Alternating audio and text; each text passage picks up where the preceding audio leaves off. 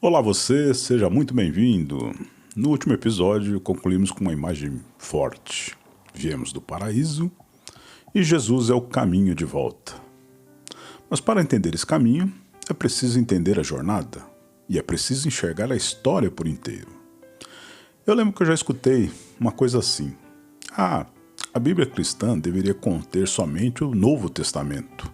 Não precisamos do Antigo Testamento. Por que a Bíblia não começa com Jesus? Acontece que ela o anuncia. Hoje, vamos dar um passo atrás. Vamos olhar para o Antigo Testamento como um todo. Como ele se organiza, como ele se conecta, como ele prepara a chegada de Jesus. E assim, ele prepara também o coração humano para o clímax da revelação. Este é o terceiro episódio do podcast A Voz da Escritura. Finalizamos o nosso último encontro com uma certeza. Viemos do paraíso e fomos convidados a voltar. Mas a pergunta permanece: como? A resposta apresentada diz: através de Jesus Cristo. Mas quem é Jesus? Talvez você já o conheça pelo nome, pelas histórias, pela série The Chosen ou pelas novelas da Record. Mas será que o conhece do jeito certo? Por que ele nasceu onde nasceu? Por que dizem que ele é o Messias prometido? Por que o chamam de filho de Davi? Ou de leão da tribo de Judá? Você já deve ter visto até camisetas com leão estampado esses versículos. Mas de onde vem isso? Tudo isso tem um fundamento. Cada nome, cada símbolo, cada história, tudo está enraizado na narrativa bíblica. E tudo isso existe por uma razão: revelar Deus e o seu plano de salvação. Como já dissemos, a Bíblia começa com a criação de todas as coisas, e logo em seguida com a criação do ser humano, Adão e Eva. Já vimos de maneira superficial que Adão e Eva cometeram uma falha, um pecado, e são expulsos do paraíso. Isso se dá o nome de queda. A partir da queda, Deus não mais fala diretamente com toda a humanidade. Ele é conhecido através do testemunho, daquilo que Adão viu, viveu e contou aos seus filhos, e esses filhos aos seus filhos, e assim por diante. Logo no início, já vemos que essa mensagem começa a ser distorcida. Caim e Abel, os primeiros filhos, mostram como é difícil discernir a vontade de Deus. Caim age a partir da própria interpretação, segue seus impulsos, sua natureza corrompida. E isso leva a um caminho escuro. Não é o lado negro da força. Até ele chega a assassinar o próprio irmão. Já Abel, seu irmão, mesmo sem ver Deus, crê no que ouviu do pai Adão e oferece o melhor que tem. Essa é a diferença. O pecado de Adão, lembra? Corrompeu a natureza humana. E desde então, a humanidade vive entre dois caminhos: seguir a natureza corrompida ou resistir a ela pela fé. É por isso que Deus precisa se revelar de maneira mais clara, mais objetiva, mais presente. E como ele, mesmo diante da queda, preparou um plano perfeito de resgate. Pense na Bíblia como um livro de história. Mas não qualquer história, a história da redenção. Ela começa com Gênesis, que em hebraico significa no princípio, e termina em Apocalipse, que significa revelação. Ou seja, revela o fim de todas as coisas e o retorno ao paraíso. Olha só que curioso. No capítulo 1 e 2 de Gênesis não há pecado. Este só se apresenta a partir do capítulo 3. E nos capítulos 21 e 22 de Apocalipse, o pecado já não existe mais. O começo e o fim estão livres da corrupção. Mas, entre esses dois pontos, está a nossa história.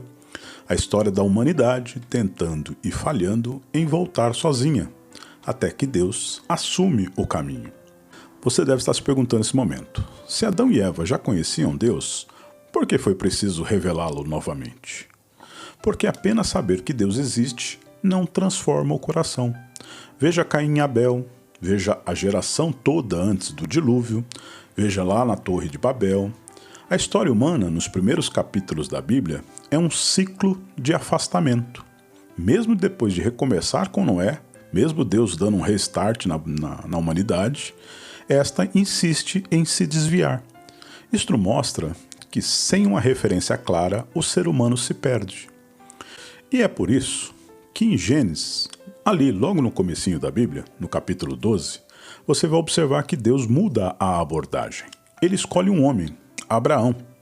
Com ele, Deus inicia uma nova fase da revelação, mais visível, objetiva e concreta.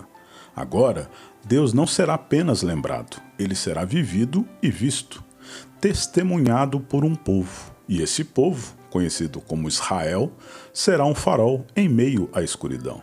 A partir de Gênesis 12, Deus diz a um homem que sua descendência será como contar a areia do mar e as estrelas do céu. Abraão formará uma família que se tornará uma nação. Abraão é chamado para crer em Deus, que ele ainda não conhecia bem. Um Deus único, em um mundo cheio de deuses, porque até ali os povos eram politeístas. Para cada coisa inexplicável, um Deus era criado. Choveu, um Deus da chuva. Caiu um raio, é um Deus do raio, Deus do fogo, Deus do trovão. Mas com Abraão, Deus se revela como único, não o Deus mais forte entre vários, o único que existe. Nasce um povo, Israel, que será o povo escolhido. Não um povo escolhido por ser melhor, ou já salvo, ou sem erros, sem falhas, mas um povo a ter uma missão, revelar esse Deus único ao mundo. E assim, lemos que Abraão tem um filho, Isaque. Isaque tem um filho, Jacó. E Jacó, por sua vez, tem 12 filhos. Entre esses 12, o mais conhecido é José. Portanto, José é o bisneto de Abraão. No livro de Gênesis, conta toda essa história. Os 50 capítulos são sobre essa família. No final de Gênesis, vemos José sendo levado ao Egito. Depois, ele é exaltado pelo faraó e acomoda toda a sua família ali no Egito. Nós lemos que nesse final são 70 pessoas no total. E é aí que começa o livro do Êxodo, o segundo livro da Bíblia. Com o tempo, aquele pequeno grupo de 70 pessoas se multiplica e se torna quase 2 milhões de pessoas. Novos faraós vieram com o tempo. Faraós que não conheceram José e ficam preocupados com esse volume de pessoas e resolve escravizar o povo. Vemos na Bíblia que por mais de 400 anos Israel vive sob essa opressão, até que Deus levanta Moisés como seu libertador. E provavelmente você já conhece essa parte, sobre as 10 pragas do Egito, a travessia do Mar Vermelho e a caminhada rumo à Terra Prometida. Mas algo marcante acontece no caminho. Depois da saída do Egito e a travessia do Mar Vermelho, o povo ruma à Terra Prometida. Depois de aproximadamente 3 meses de caminhada, o povo chega ao pé do Monte Sinai. Ali, Deus não apenas vai ser o seu libertador. Ali Deus conversa com o povo e estabelece um plano. Ele revela 3 pilares para aquela nação. Nação essa que Deus está cuidando e preparando para ser a revelação ao mundo. Portanto, nessa parada no Monte Sinai, Deus estabelece um governo, um culto e um padrão ético. Um governo, onde seria criado um Estado, um povo organizado, um culto, com rituais, sacerdotes e leis de purificação, e determinando um padrão ético, como esse povo deveria viver. É nesse momento que recebemos os 10 mandamentos. E é aqui que os livros de Levítico e Números, o terceiro e o quarto livro da Bíblia, detalham a vida e o início desse povo. Mas um pouquinho antes, ao chegarem ao pé do monte, eles estão também de frente à Terra Prometida. E o medo ali fala mais alto. Nós conhecemos a história onde Moisés manda 12 espias à Terra Prometida, Canaã. Esses 12 observam a terra e voltam. Quando eles voltam, é feita uma comissão. E na discussão, 2 deles, Josué e Caleb, confiam na promessa de Deus. Dizem que a terra é boa e que eles vão vencer e Deus dará essa terra como prometido. Porém, outros 10 dizem que não. A terra é boa, mas o inimigo é gigante. Nós vamos morrer. E ali o povo decide recuar, não entrar na terra. Deus então declara: dessa forma, essa geração que não entrará deverá andar pelo deserto até que se acabe. Ou seja, o plano de Deus era dar a terra prometida. Se aquela geração não acredita na força de Deus, o que Deus deveria fazer? Esperar até que eles se decidam confiar em Deus. E assim, por 40 anos, o povo peregrina pelo deserto. Neste caminho, andando no deserto, são escritos livros que falamos de Levítico e Números, porque Deus aproveita esse tempo em que o povo não se decide em confiar nele e coloca as práticas para a vida desse povo no futuro. Até que ao final de 40 anos, toda essa geração que refutou a entrada na Terra Prometida morre, sobrando apenas Josué, Calebe e Moisés, daquela geração original. Assim, a nova geração para novamente de frente com a Terra Prometida. E antes de eles entrarem na Terra ou não, Moisés reúne o povo, essa nova geração, e repete toda a lei. Este livro, onde nós lemos isso, é o livro de Deuteronômio, que significa segunda lei. Não segunda de outra lei, mas de repetição, de confirmar o que havia sido dito à primeira geração e ficar claro para a segunda geração. Uma nota de rodapé.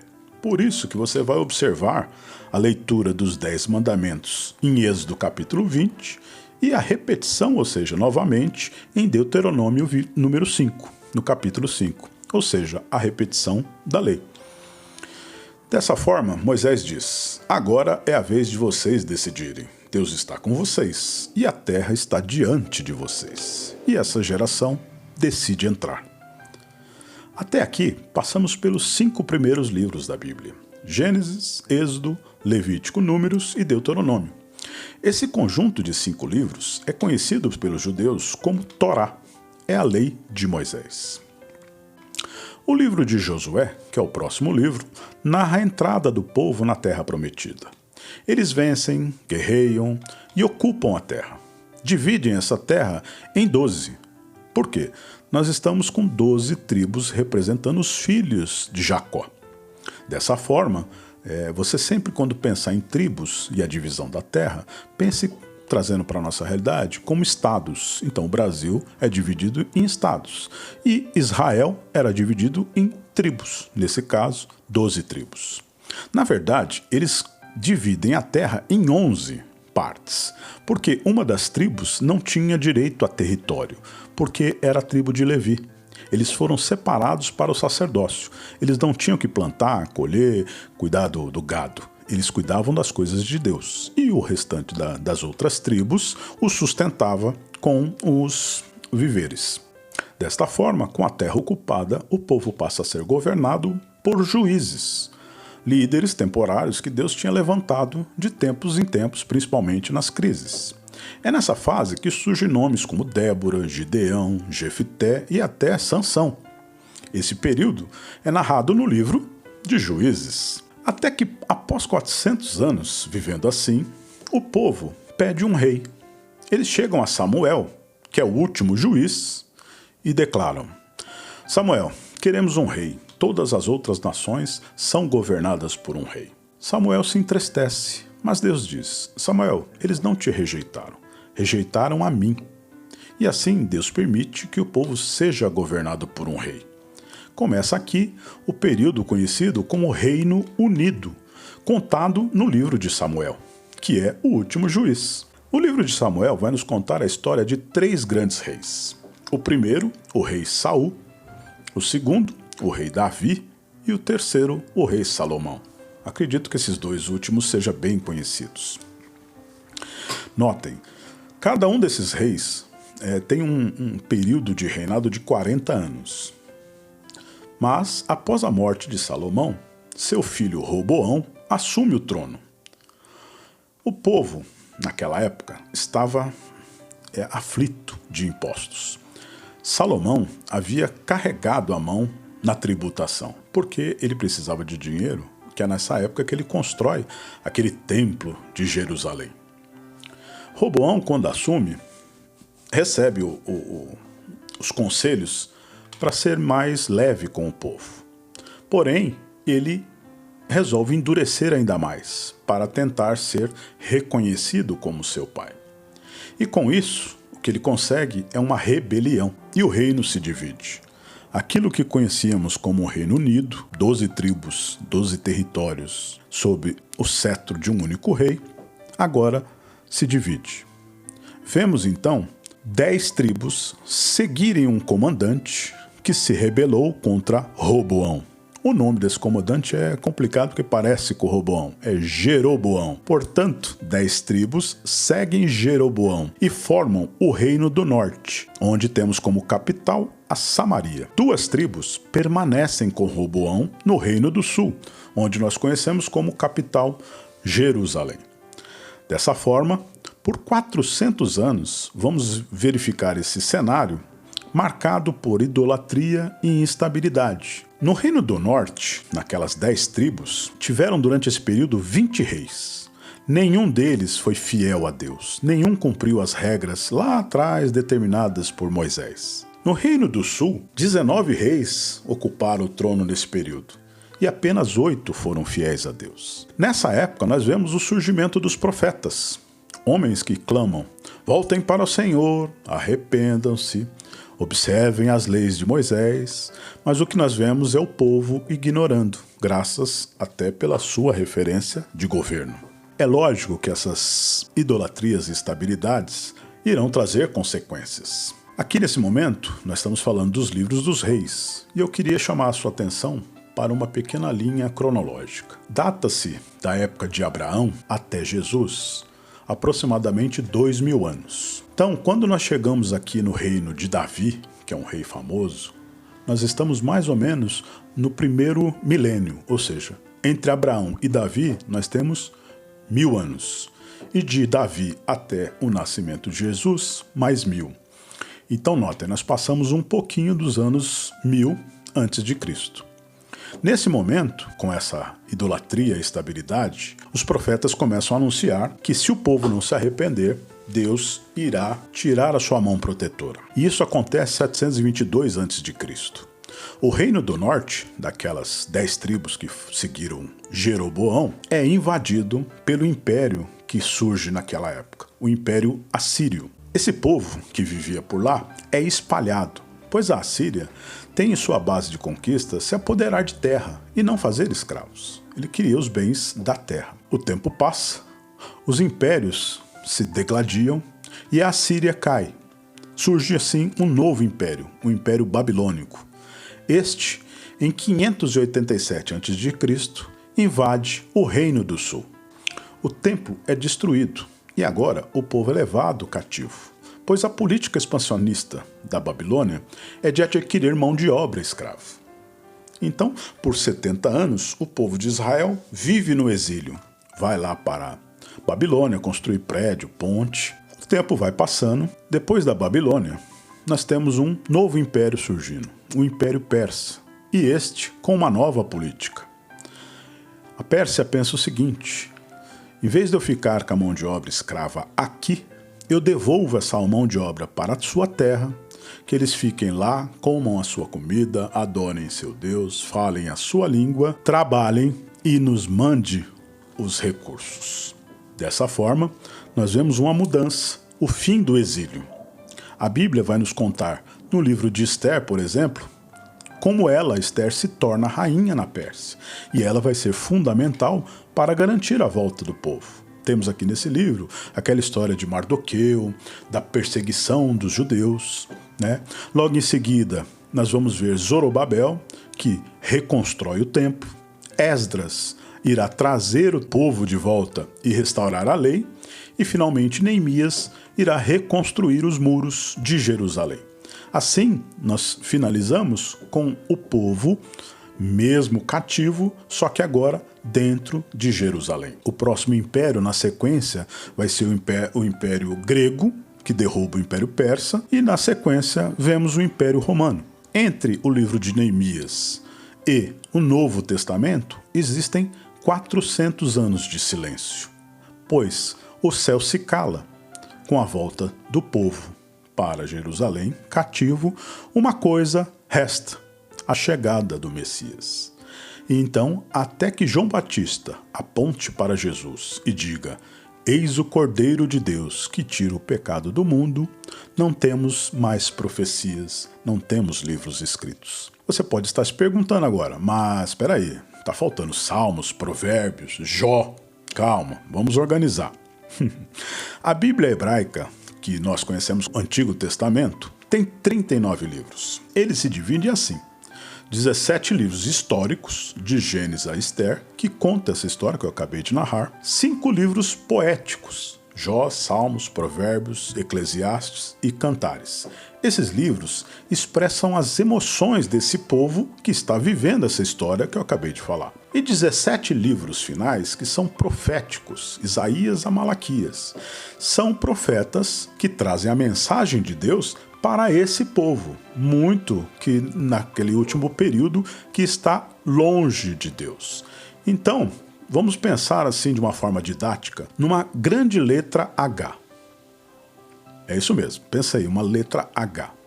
A coluna da esquerda desse H, ele é composto por 17 livros empilhados. São os livros históricos. Essa coluna e esses livros contam toda a narrativa desse povo. A coluna da direita desse grande H está empilhado os livros proféticos, onde os profetas pregaram para esse povo que estava vivendo essa história.